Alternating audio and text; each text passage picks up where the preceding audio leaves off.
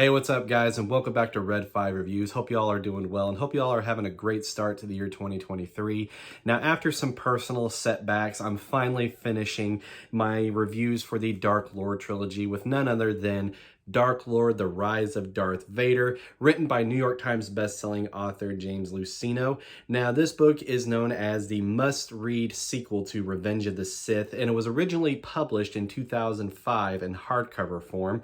Now, I'm not going to give too much away in this review, but I do want to give you a little heads up that this will have some mild spoilers in it. So if you don't want any spoilers at all, I'd recommend going to read the book first, then come back and check this review out.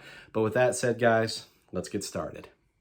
The book begins on the planet Mercana, taking place during Order 66. The clone troopers that are fighting alongside Jedi Masters Rowan Shrine and Bul Chetak and Padawan Oli Starstone refuse to give in to their orders to exterminate the Jedi. Darth Sidious dispatches his new apprentice, Darth Vader, to investigate their insubordination. Vader and the Jedi of course cross paths, and after Chetak is defeated, Vader travels throughout the galaxy to search for Shrine and Starstone. And now for my thoughts. I'll start off by saying that author James Luceno again hits it out of the park with this one. I haven't read all of his Star Wars books yet, but he has yet to disappoint me. But I will admit, while he did a great job with this one, it wasn't my favorite of his books so far, but I did enjoy it and found it pretty intriguing. Now, since I was given a warning about this before I read this book, I feel like it's only fair that I give you a heads up as well. But if you're expecting Darth Vader to be the main focus of this book, then I'm sorry to disappoint, but that is definitely not the case. He is in the book a decent amount, but not as much as you would expect. In fact, Vader doesn't actually make his first appearance until the second part of the book, which is about 9 chapters in, and there's a lot of focus on the other supporting characters, such as the Jedi he's hunting, for example. But honestly, I didn't see that as a bad thing, because Luceno did a good job at creating some compelling characters. And despite his limited scenes, Luceno really delivered on the scenes with Vader, whether he's in combat or not. And I like that we get more insight with his struggles to fully embrace his new Sith Lord identity and with his new cybernetic limbs, which, by the way, is a concept that I read was inspired by the struggles of a Darth Vader stunt actor for a video game who had struggles with his suit as well.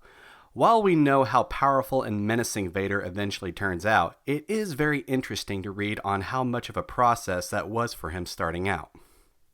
I enjoyed some of the interactions between Vader and the other characters in this book, one of which is between him and Senator Bail Organa of Alderaan, as he knows who Vader really is, and he's trying to protect Leia, and things at one point got a little intense as Vader discovers that Bail's wife is holding a young infant Leia, and he insists on meeting his wife.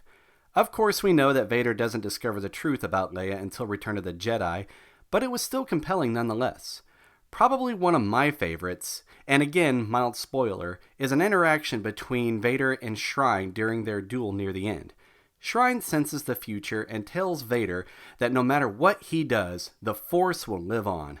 I really liked how powerful that felt, but I won't spoil too much other than that. Except I would definitely pay close attention to the epilogue, as it features Kenobi discovering that his old apprentice is still alive, and he finally communicates with his old master Qui-Gon Jinn, which was actually very satisfying, especially if you've read John Jackson Miller's novel, Kenobi. I definitely recommend that you pick up a copy of James Luceno's Dark Lord, The Rise of Darth Vader.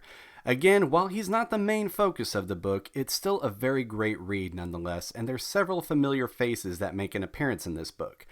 I'm going to give Star Wars Dark Lord The Rise of Darth Vader by James Luceno 4.5 out of 5 stars.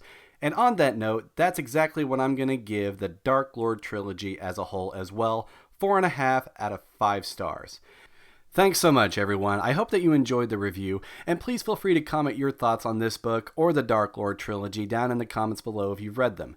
And if you're interested to hear my thoughts on the other novels in the Dark Lord trilogy, then I'll post some links to where you can go check them out. And thanks again, as always, for all the continued support, guys. And if you're new to my channel and enjoying my reviews, then please consider hitting that subscribe button.